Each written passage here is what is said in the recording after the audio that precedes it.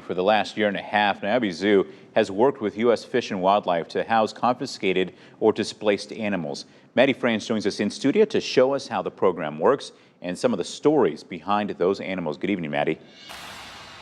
Hey, John. Niabi is one of 39 zoos across the country that's part of the Wildlife Confiscations Network. Those facilities can house animals if they've been intercepted at the border or taken from illegal ownership. So far, Niabi has taken in more than 250 animals, and some of them are on display right now.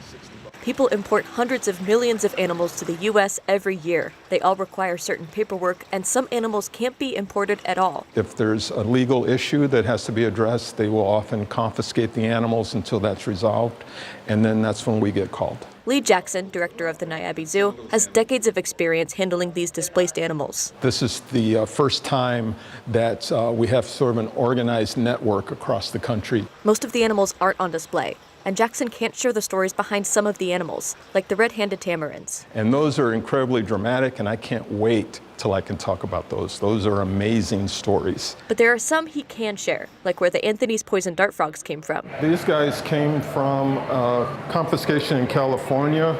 Drug enforcement raided someone's house and found these guys as well. Other stories are less dramatic. Niabi took in several animals after a public aquarium in Minnesota closed. So they were part of a group, the otters, some amphibians, and some fish that we took in.